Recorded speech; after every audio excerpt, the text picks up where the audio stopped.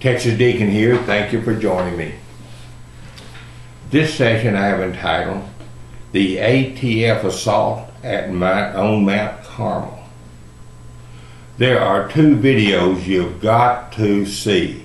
Waco, the rules of engagement, and Waco, a new revelation. They speak for themselves.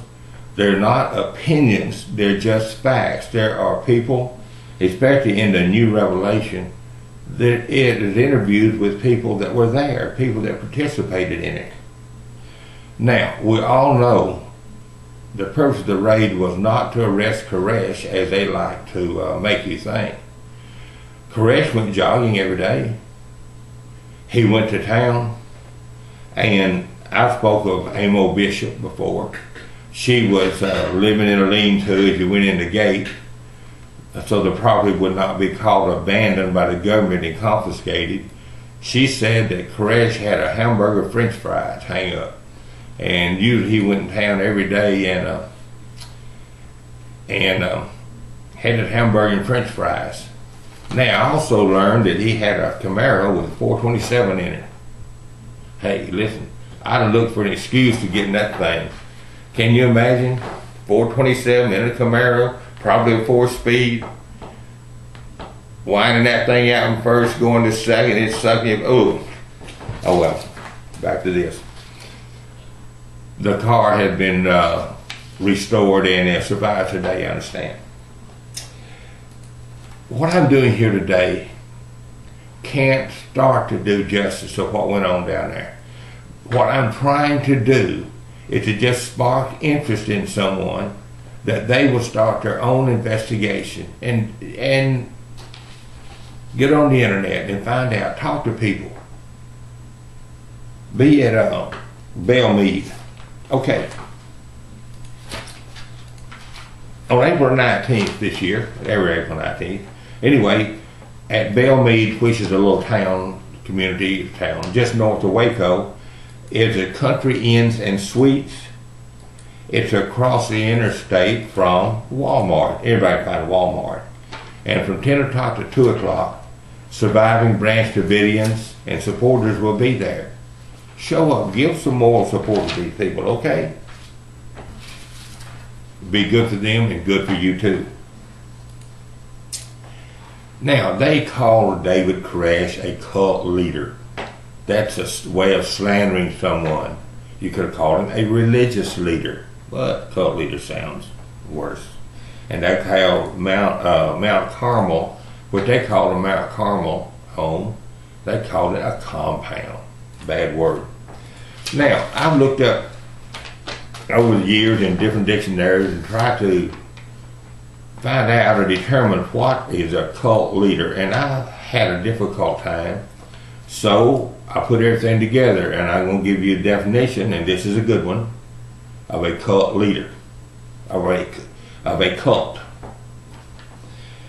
A cult is a small group. The key here is small. A small group or organization, usually religious, that has a belief, a practice, a teaching, or a lifestyle that is noticeably different from the mainstream religions or organizations. Read it again. Cult. A cult is a small group or organization, usually religious, that has a belief, a practice, a teaching, or a lifestyle that is noticeably different from the mainstream religions or organizations. Christianity was a cult when it started. Protestantism was a cult when it started by the definition today. Last night I watched Waco, a new revelation. I tried to determine the number of ATF agents that were there. I come up with at least 30. They were crawling all over that compound like ants on an anthill. Now, somewhere over the years, I picked up that they had 200 rounds of ammo each, and the reason they quit firing and backed off was they ran out of ammo. So if you had 30 agents with 200 each, that in itself is 6,000 rounds. And that's not counting the helicopter gunship. Well, they say it wasn't a gunship because machine guns were not mounted to the helicopter. It was just men sitting in a doorway holding shoulder-fired machine guns that fired into the building, into Koresh's room. Now, with all the rounds the at least 30 had, plus machine gun, there could easily have been 10,000 rounds fired into that building. Reminds me of a story that happened in the early 70s in Philadelphia, Pennsylvania. There was a house that had some criminals in it, some bad guys, and the police decided to raid it and arrest them. Well, the police showed up, surrounded the building, and someone inside fired a shot. That's the police's story anyway. Well, they returned fire. A little shortly after I started returning fire, a police officer got hit. Well, luckily he didn't die. I don't know how bad he was hit. So they fired even more rapidly into the building. Then a second police officer got hit. So more rounds went into there was a house, what it was. So they kept firing, and then the third officer got hit. Even more rounds were fired into it. Well, they eventually took the house to find out it was empty. There wasn't anybody in there from the beginning. They circled the house 360 degrees and were firing into each other. Now, I know, and it makes me wonder, maybe it's 10,000 rounds that the ATF fired. Could they have accidentally hit their own people sometimes? Helicopter on one side of the building, firing straight into where the cattle trailers were on the other side. Think about this. The 4 agents were killed, many wounded, 6 Branch Davidians, many wounded. Did you ever see a picture of a Branch Davidian firing? Just one.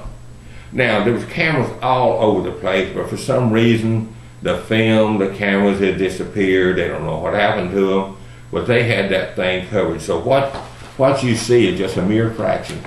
But I do not remember seeing one Branch Davidian firing. I don't remember seeing one bullet hole in one vehicle. I don't remember seeing one broken glass in any vehicle. And they were hiding behind vehicles firing. If you will look at these two videos, I don't remember seeing one bullet kick up any dirt or dust around these ATF agents that were firing. Strange, strange, strange. The government claims the Branch Davidians burnt the church. Well, the government has done nothing but lie to us up to this point on the situation.